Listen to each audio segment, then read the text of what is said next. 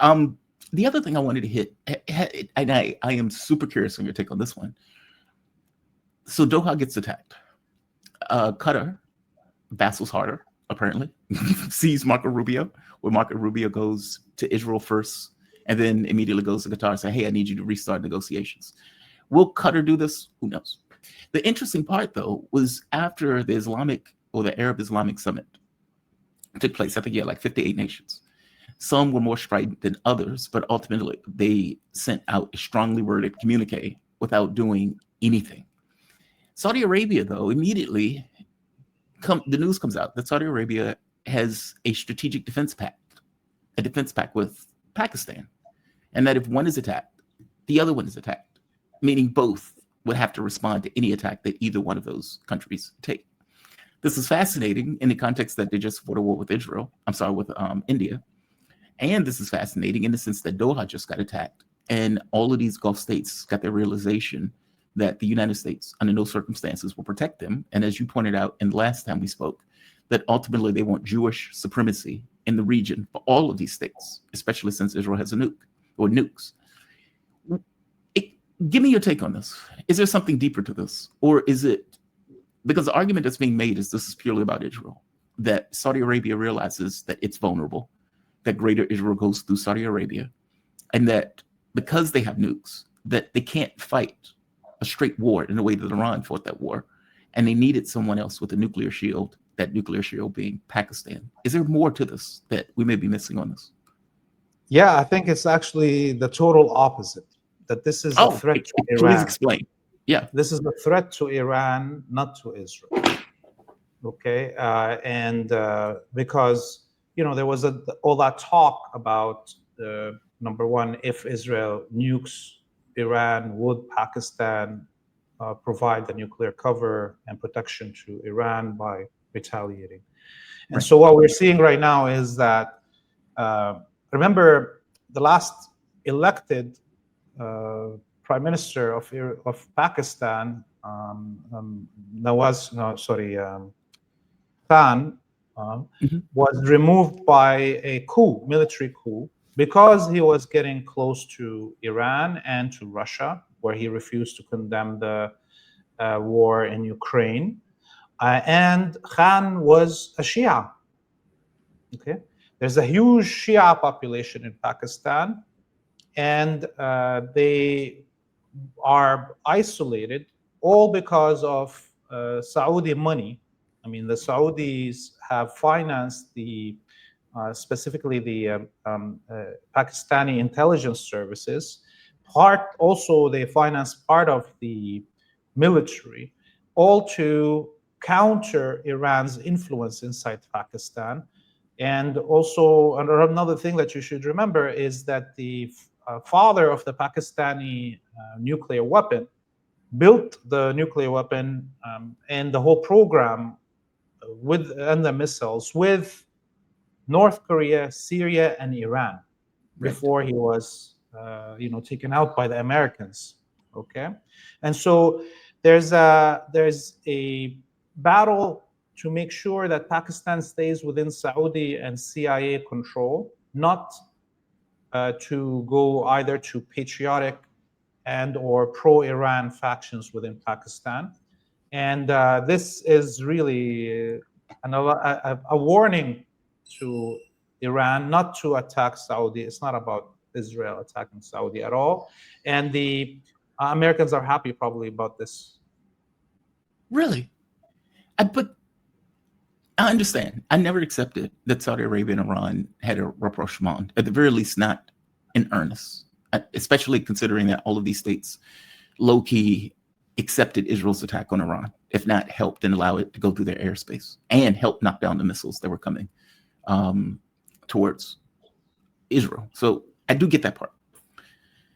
But I didn't think that there were open-air grievances in a way that Saudi Arabia thought that Iran would attack Saudi Arabia at any point. Yeah, no, it's kind of a warning situation, just saying, hey, if you do attack, look, now even the other side of your border, the other nuclear power in the region is against you now. Okay, number one. Number two is to cut the path for Iran trying to have, which Iran for the last 6 months have been approaching the military dictatorship in Pakistan, trying to build a new alliance. It helped Pakistan during its war with India. So there was a beginnings of co-work basically between the Iranian and Pakistani military, and the Saudis wanted to cut the path on that. And so you go and drop a few bags of money on a few generals, and you have a strategic alliance. Where Saudi Arabia is, what does Pakistan gain from a strategic alliance with Saudi Arabia? Zero. Will Saudi Arabia stop trade with India? Does Saudi Arabia have weapons to help Pakistan against India? No. Will the Saudis stop the flow of Wahhabi death squads into the border between Pakistan and Afghanistan? No. So what does Pakistan gain from this other than bags of money? Nothing. Interesting. I assume this was more about India from Pakistan's side, that they just fought a war with India. The war could start up at any particular point. And that if Pakistan is attacked again, that Saudi Arabia would automatically be activated in order to, I suppose, attack India. Saudi Arabia has what, like 6th largest military in the world or something? Some insane amount of stuff that they've been buying from the US that they don't seem to know how to operate properly, at the very least when they were fighting Yemen. But so it's nothing to do with India. It is purely just they've been bribed. Yeah, it's just to make sure that Pakistan stays out of any Iranian-Israeli fight. It's to also make sure that if there is a battle between Saudi and Iran, which Iran will not do, but this is what they're worried. The main enemy in the minds of the Saud family to them in the region is Iran. It's the only thing that questions their legitimacy as rulers, as controllers of the holy sites of Islam. It's the only state that calls itself a Muslim republic and has an election and so on left in the region. I mean, after the destruction of Syria, there's, so this is really all about Iran. It's nothing to do about Israel. Interesting. Other people made the speculation that it also had to do about Yemen, that if Yemen attacks Saudi Arabia, that again, I suppose Pakistan would get involved. That seems to have less legitimacy to me. I don't know why they would need help if they were indeed in a back and forth with Yemen, especially India, especially Pakistan. But I guess I can see it. I mean, part of the argument that Iran has made is if any of you assist Israel, you will also be hit, meaning we would decimate your oil fields if any of you assist Israel in a particular way. And so I guess I could see it. If another war starts, they know another war is going to start. If Saudi Arabia soft sides with Israel in that war, which, let's be honest, they probably will, at the very least knocking down missiles, then they may become a target, in which case now Pakistan is online. Do you really believe that Pakistan would attack Iran? Look, I'm not saying that Pakistan will attack Iran, but definitely this move assures that Pakistan doesn't ally with Iran in a war against the Zionists, really, or in a war against the Saudis. The other thing that people should know is that I think something like 70% of the police in the UAE are Pakistani. Similar number in Qatar and Bahrain. They're all imported police officers. Okay, so the Pakistani state offers already all these security services to these, imaginary states in the Gulf, the Bahrain, Qatar, and the Emirates specifically. Pakistan also helped the Saudi regime crush the uprising and the revolution in 1978-79. Okay, Pakistan already sent troops to Yemen, along with Sudan, to aid the Emirati-Saudi war against the Sana'a government. So, and the Pakistani troops and the Sudanese troops got mangled by the Ansarullah, and this is why the and the numbers of their deaths are hidden because they're kind of basically mercenaries that are irrelevant to the Saudis, to the Emiratis that are running this show. These are disposable soldiers, and the state of Pakistan offers them as disposable human beings, right? So, Pakistan can't really offer much in that it didn't already offer in terms of the war in Yemen, and its troops are not ready for this war. Pakistan, where it kind of has a higher standard in its military, is the air force and the missile force of Pakistan. Right.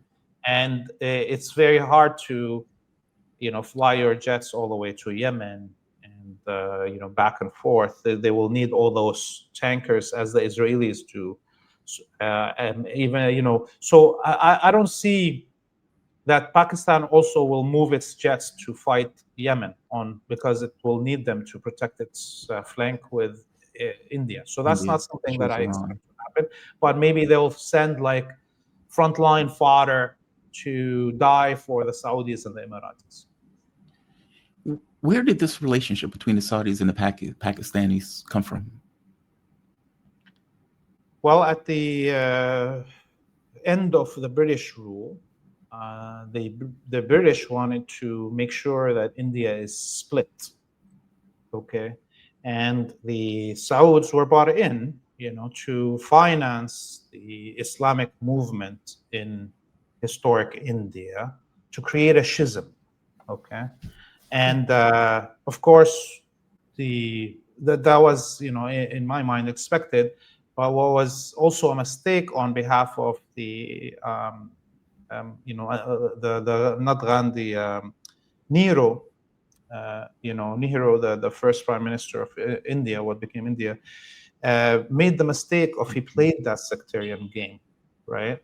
And in the end, this was the Saudi financing to the Muslim independent movement inside India was the reason we had the split of India into Pakistan, Bangladesh, and India.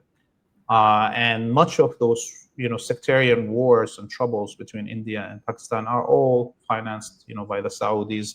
Those terrorists that blew up multiple things in India over the last decades, that were all Wahhabi, basically trained and funded by Saudi intelligence.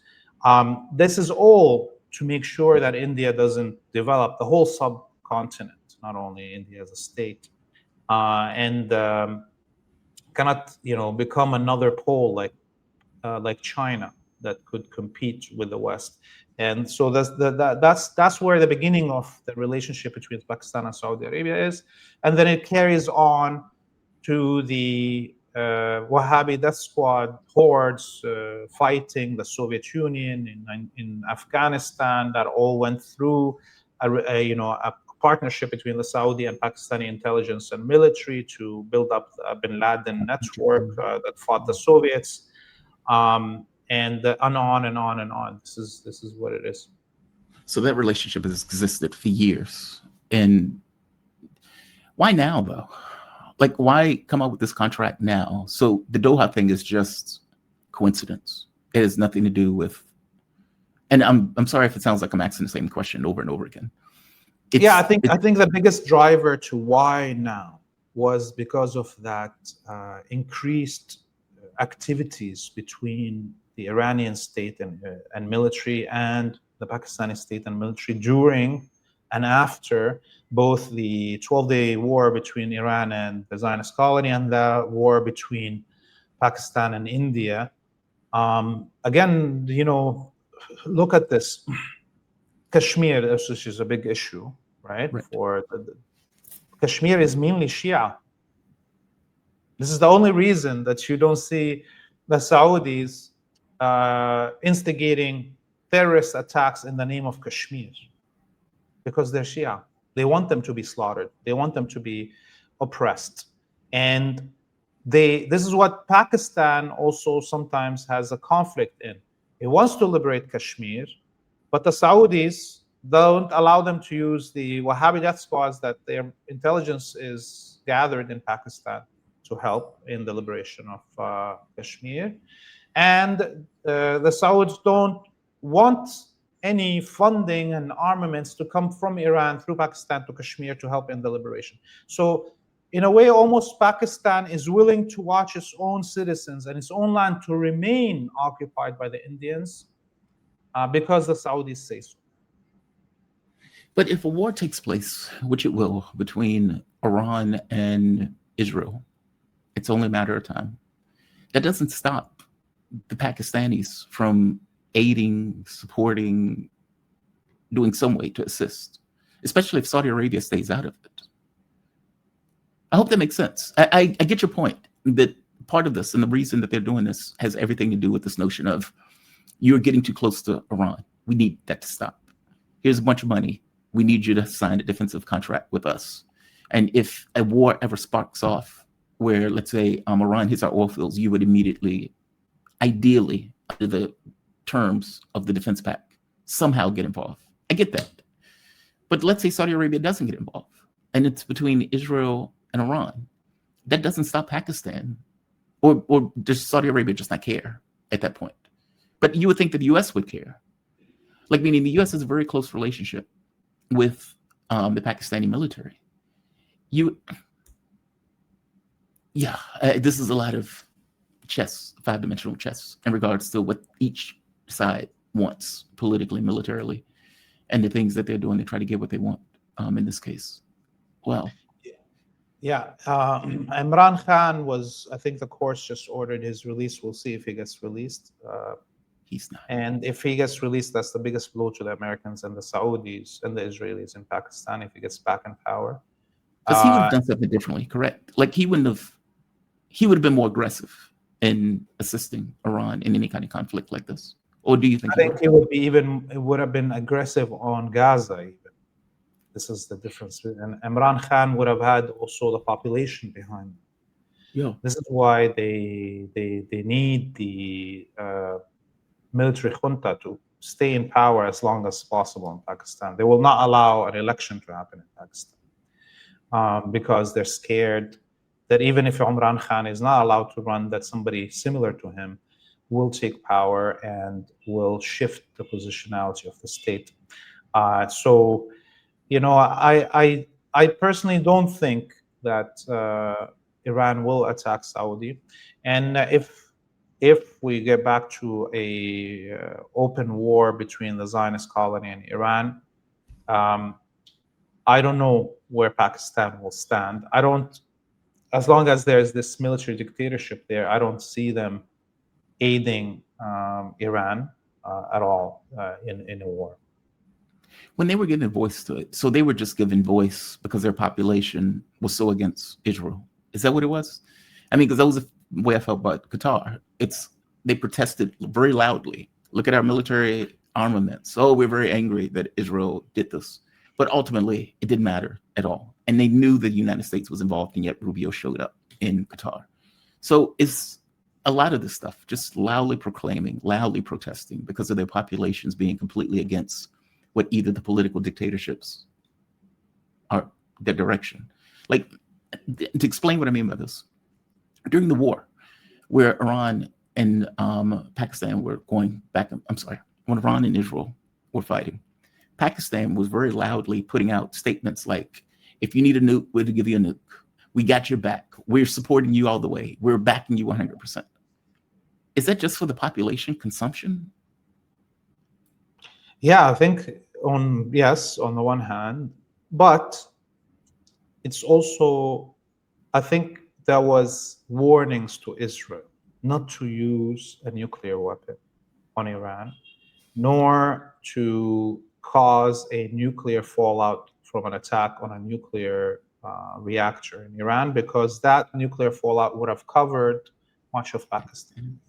It's the next country down the wind from Iran, and Pakistan, their cultivation fields would have been all polluted, and their water sources. And this is a country that's already on the brink in terms of shortages in food and water. and there would have been mass death casualties in Pakistan and riots and mass migration. You don't know what it would have caused. So that was a warning to the Israelis about, look, this is the limit. Do what you want with Iran, but don't get us into a situation where we're going to have to do something. And I think everybody understood that way. Last question. You know, it is a rumor. I'll say it's a rumor that Netanyahu went to Trump administration and said, we are going to use nukes. Effectively, we need this war to stop. And the Trump administration had apparently been begging the Iranians, we need you to stop. Please stop. Please stop. At the point where they were seeing the damage that Israel was taking in that war.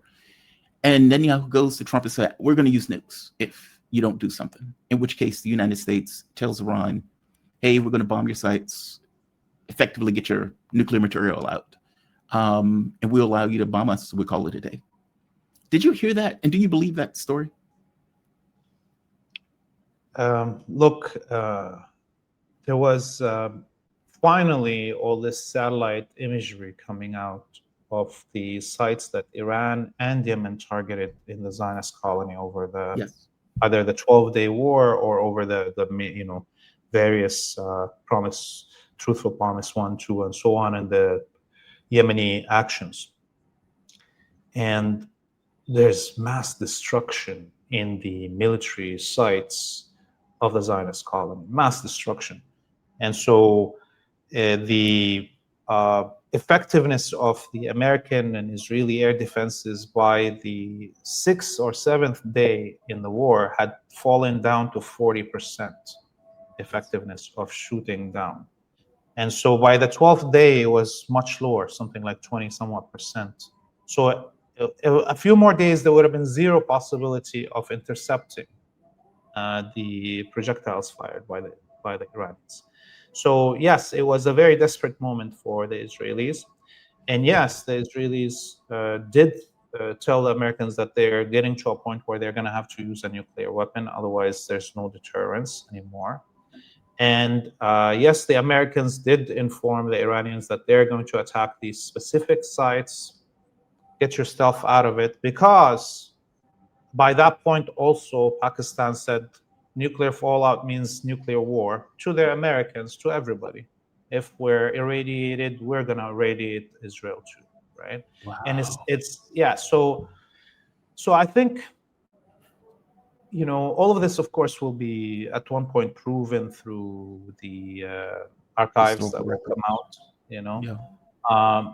But I think it's good that you brought this up, because it will help everybody understand why did the Axis of Resistance not clobber the Zionist colony altogether on October 7th?